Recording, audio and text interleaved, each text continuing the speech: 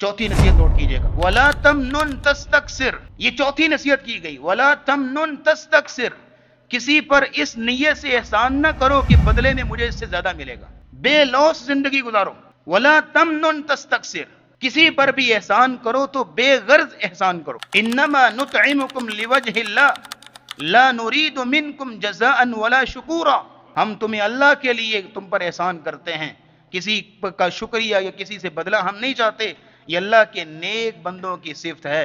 इसलिए आप देखते हैं कि आज क्योंकि मुआशरा की जिस तरह का है, आज लोग 1 रुपया भी वहां खर्च करते हैं जहां 2 रुपए मिलने की उम्मीद होती है। लेकिन यहां नसीहत क्या की गई, वला तमनुन तस्तक्सिर, किसी के साथ एहसान करो इस नीयत से नहीं कि वक्त आएगा कि मेरा भी साथ देगा और ज्यादा जो है वो मुझे मेरे साथ चलेगा, नहीं, बोटी दे के बकरा लेने की उम्मीद ना हो, बल्कि वला तमनुन तस्तक्सिर, इस तरह की जिंदगी हो कि इंसान बेलोस जिंदगी गुजारे और अल्लाह रब्बुल इज्जत से अपने अजर का तकाजा करे। सईदा आयशा रज़ी अल्लाह तआला ना किसी को ज़कात भी देती थी ना, अगर आगे से कुछ जज़ाकल्लाह खैरन कहता था तो नाराज होती थी, कहा मुझे अल्लाह से अजर चाहिए, मुझे तुम्हारा शुक्रिया भी नहीं चाहिए। ये चीज़ वला तमनुन तस्तक्सिर। देखें आज दुनिया में हर इंसान ने मुख्तलिफ किस्म की ख्वाहिशें पार रखी हैं। वो ये है कि अगर मैं किसी के साथ अच्छा करता हूं तो मेरे साथ भी अच्छा करे, मैं किसी के साथ अच्छाई से चल रहा हूं तो मेरे साथ भी अच्छाई से चले, मैं किसी की मदद करता हूं तो मेरे साथ भी मेरी मदद करे। बहुत सारी मल्टीपल एक्सपेक्टेशंस हैं जो हमने दूसरों के साथ जोड़ ली हैं, और अगर अगला हमारी तवक्को पे पूरा नहीं उतरता फिर नाचाकियां पैदा होती। भाई पहले आप तवक्को ना रखो उससे, अल्लाह से अजर की उम्मीद रखो। जब अल्लाह से अजर की उम्मीद रखी जाएगी फिर इस तरह की बात नहीं होगी। आपके साथ अगर कोई अच्छा करे वेरी गुड, नहीं करता लेकिन आपकी जिम्मेदारी उसके साथ अच्छा करे। ये चौथी नसीहत है, वला तमनुन तस्तक्सिर, कि आपने किसी के साथ अच्छाई करनी है, अगर किसी के साथ एहसान करना है तो उससे बदले की उम्मीद ना हो बल्कि अल्लाह रब्बुल इज्जत से अजर की उम्मीद हो। पांचवी नसीहत नोट कीजिएगा, वो ये है, वली रब्बिका फस्बिर, अपने रब के लिए सब्र करो। सब्र करना है किसके लिए, वाली रब्बी का फस्बिर, ये पांचवी नसीहत है। क्योंकि रसूलुल्लाह सल्लल्लाहु तआला अलैहि वसल्लम को एक इंतहाई कठिन जिम्मेदारी दी जा रही, इंतहाई मुश्किलात का सफर था, मुखालफतों का दौर था। जिस शहर और मुआशरे में तौहीद की दावत देना थी वो शिरक का गढ़ था, बल्कि तमाम अरब की तवज्जो का मरकज था। वहां से रसूलुल्लाह सल्लल्लाहु अलैहि वसल्लम एक मर्द मुजाहिद फर्द वाहिद तौहीद की दावत लेकर उठे ऐसी जगह पर कि जहां शिरक का गढ़ है। एक शख्स का तनहा जो है वो तौहीद की दावत लेकर उठना और शिरक के एक बड़े अड्डे को चैलेंज करना, ये बड़े जिगरे की बात है, बड़े हौसले की बात है। इसलिए कहा वाली रब्बी का फस्बिर, आपने इन सारे मामलात में, इन सारे सफरों में सब्र से काम करना। और आप अलैहिस्सलाम ने फिर इसी तरह किया।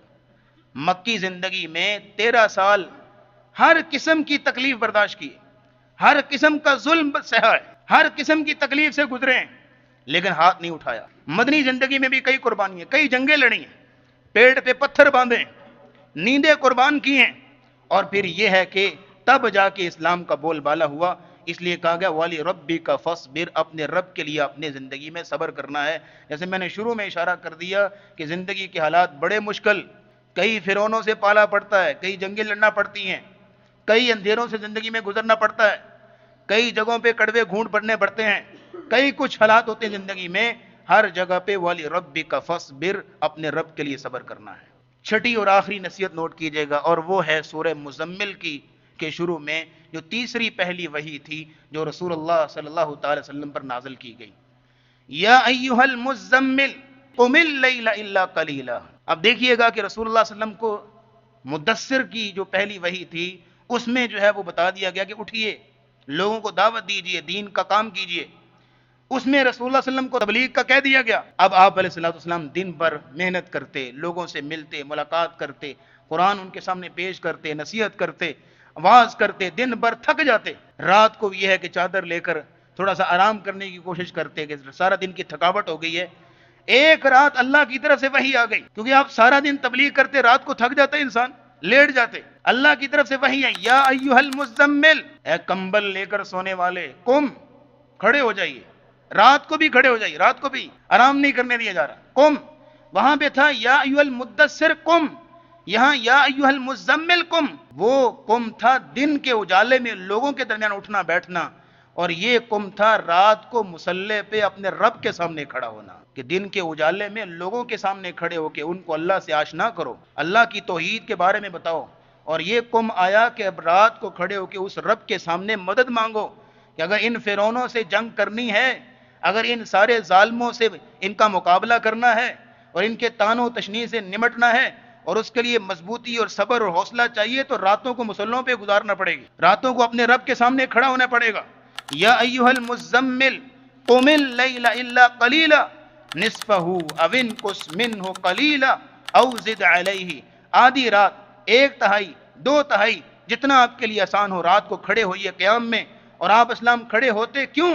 انا سنلقی علیک قولا ثقیلا، اے نبی آپ پر بڑی بھاری ذمہ داری ڈالی جا رہی ہے، اتنے بڑے چیلنج، اتنے بڑے معاشرے کو چیلنج کرنا اور قرآن مجید کو اپنے سینے میں محفوظ کر کے لوگوں کو تبلیغ کرنا، قرآن مجید کی حفاظت اور اس کو لوگوں تک منتقل کرنا، بہت بڑی ذمہ داری۔ اس لیے کہا انا سنلقی علیک قولا ثقیلا، اٹھیے کھڑے ہوئیے، کیونکہ رات کو کھڑے ہونا قیام اللیل جو ہے یہ قیام النہار کی پریکٹس ہے۔ اگر رات کو کھڑے ہوں گے اللہ کے سامنے تو دن میں دنیا کے فرعونوں سے مقابلہ کرنے کی اور ان کے سامنے کھڑا ہونے کی ہمت آئے گی، حوصلہ اور پاور پیدا ہوگی۔ اس لیے اللہ رب العزت نے کہا ان ناشیۃ اللیل ہی اشد وطئا واقوم قیلا، کیونکہ رات کو کھڑے ہونا، ناشیۃ اللیل کا مطلب ہوتا ہے کمبل پیچھے کرنا، نیند کو چھوڑنا، ٹھنڈے پانی سے وضو کر کے مصلی پہ کھڑے ہو کے لمبے لمبے قیام کرنا، اس کو کہتے ہیں ناشیۃ اللیل۔ کہا یہ جو ناشیۃ اللیل جو کرے گا تو کیا ہوگا؟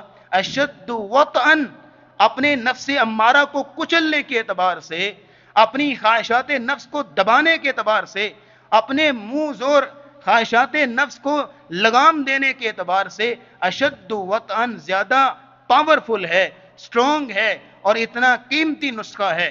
اگر کوئی چاہتا ہے کہ اپنے نفس امارہ کو کچل سکے، اپنی خواہشات نفس کو کنٹرول کر سکے، اپنا وہ نفس امارہ کے جو برائی کی طرف لے کے آتا ہے اس کو لگام ڈال سکے، اس کے لیے پھر راتوں کو اٹھنا پڑے گا۔ کیوں؟ کیونکہ ایک شخص جب رات کے وقت میں جب کوئی نہیں دیکھ رہا، سارے سو رہے ہیں، وہ اپنے آپ سے کمبل پیچھے کرتا ہے، اپنی نیند کو چھوڑتا ہے، ٹھنڈے پانی سے وضو کرتا ہے، مصلی پہ کھڑا ہو کے قرآن کی تلاوت کرتا ہے، لمبے لمبے قیام کرتا ہے، اس وقت کوئی نہیں دیکھ رہا، سر اتنی بڑی جو قربانی دے رہے ہیں نا، تو دن کے اجالے میں بھی وہ اپنے نفس امارہ کو کچل کر اللہ کی اطاعت کرے گا۔ لیکن جو رات کی تاریکیوں میں فجر کے لیے بھی نہیں اٹھ سکتا اور فجر کے لیے بھی اپنی اتنی سی چھوٹی سی خواہش نفس کو کنٹرول میں نہیں رکھ سکتا، تو دن کے اجالوں میں وہ آرام سے بچ سکے گا؟ نہیں، اس نے پریکٹس ہی نہیں کی۔ رات کو اٹھنا یہ پریکٹس ہے دن میں اللہ رب العزت کی اطاعت کرنے کی۔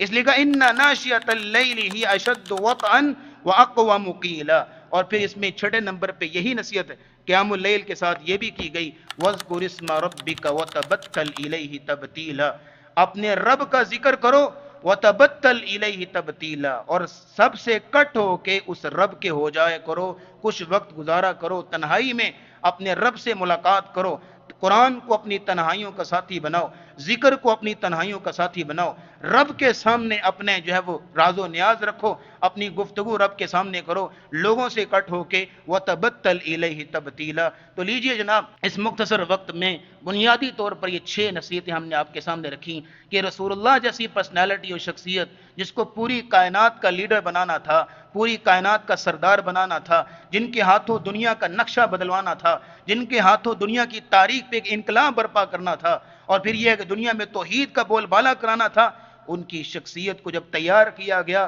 اور شروع میں ان کی پرسنالٹی کو جو گرومنگ دی گئی، اس میں یہ نصیحتیں تھیں جو رسول اللہ کو دی گئیں اور آپ کو لیڈر بنایا گیا۔ اللہ رب العزت ان نصیحتوں پہ ہمیں بھی عمل کرنے کی توفیق عطا فرمائے۔ وآخر دعوانا ان الحمد للہ رب العالمین۔